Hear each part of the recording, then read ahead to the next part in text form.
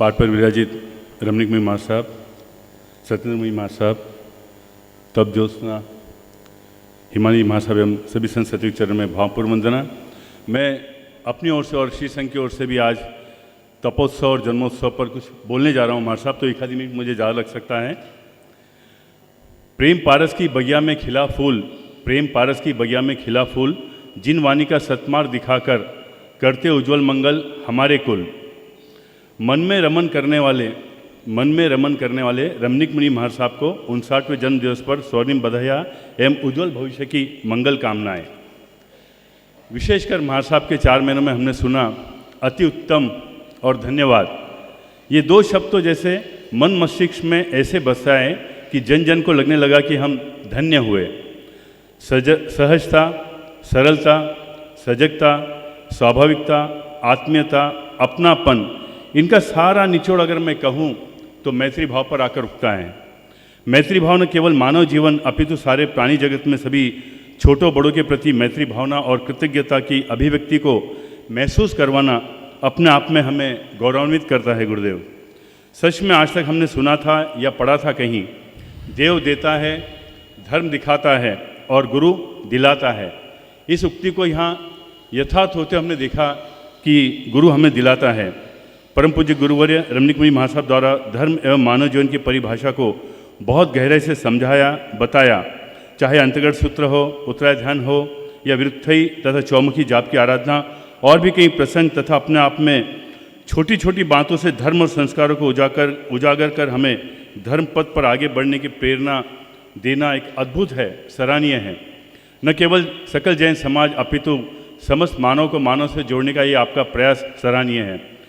चातुर्मास 2025 के पावन पुण्य प्रवेश से लेकर आज भी जहां हम अंतिम चरण में हैं, गुरुवर्य को वही उत्साह और प्रेरणा देते हुए देखते हैं। साथ ही धर्म के प्रति श्रद्धा, सजगता, समर्पण के भाव को बढ़ाने का श्रेष्ठ कार्य महाराज साहब आभार के रूप में जालना नगर के गली गली और घर घर जाकर मंगलिक देने की कृपा बरसा रहे हैं। अगर उनके सारे प्रवचनों का और उनकी धर्म साधना की मुझे 4 पंक्तियों में गीत के द्वारा गाना है तो मैं 4 पंक्तियाँ जरूर गाऊंगा गुरुदेव रमणीक मुनि महाराज साहब के लिए। मैं बसाना चाहता हूँ स्वर्ग धरती पर, आदमी जिसमें रहे बस आदमी बनकर। मैं बसाना चाहता हूँ स्वर्ग धरती पर, आदमी जिसमें रहे बस आदमी बनकर। जालना नगर की हर गली तैयार करता हूँ, जालना नगर की हर गली तैयार करता हूँ। आदमी हूँ, आदमी से प्यार करता हूँ। अंतकरण की पवित्रता ही सबसे बड़ा तीर्थ है।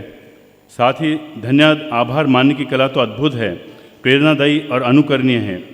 धन्यवाद केवल शब्द नहीं, एक संस्कार है जो छोटे से कार्य में भी बड़े मन को दर्शाती है।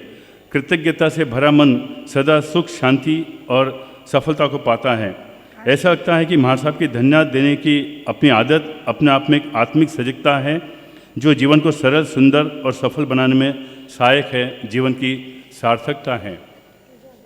मैं गुरुदेव के विचारों को जब सुनता, समझता और देखने की कोशिश करता हूँ तो मुझे ये 4 पंक्तियाँ जरूर आती है कि विचारों को सही दिशा मिले तो आपकी वाणी बनती है, वाणी को सही दिशा मिले तो आपके कर्म बनते हैं, कर्मों को सही दिशा मिली तो आपकी आदतों में आते हैं, आदतों को सही दिशा मिली तो आपका चरित्र बनता है, चरित्र को सही दिशा मिली तो आपका भाग्य बनता है, वो आपका भाग्य बनता है।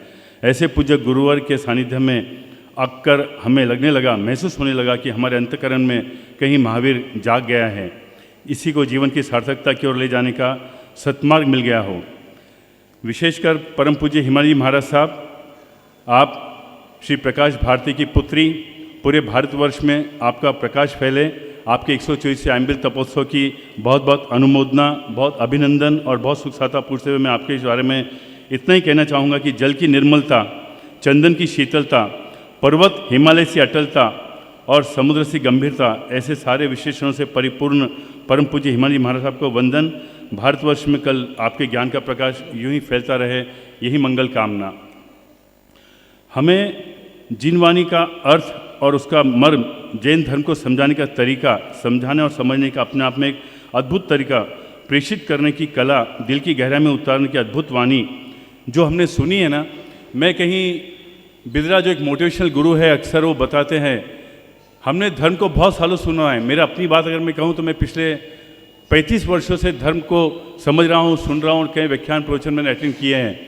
लेकिन गुरुदेव की वाणी से बिदरा की उस उक्ति मुझे याद आती है कि जैसे हम लोग अपनी पुरानी परंपराओं में, हम अपने पुराने तरीकों में घिरे हुए रहते हैं, उन्हीं तरीकों को, उन्हीं को धर्म के साथ नए पैटर्न से कैसे जोड़ा जाता है, ये बिदरा की उस उक्ति से मुझे लगता है। जैसे हम बोलते हैं, अगर मैं कहूँ कि गाय दूध देती है तो आप बोलेंगे हाँ गाय दूध देती है, लेकिन बिदरा ये कहते हैं कि गाय दूध नहीं देती, गाय का दूध निकाला जाता है।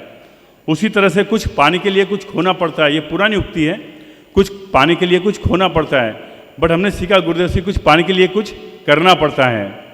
तो ये छोटे छोटे से बदलाव और छोटे छोटे सी बातों से हमें धर्म का मूल और उसका अर्थ समझने में बहुत ही हमें ज्ञान मिला है।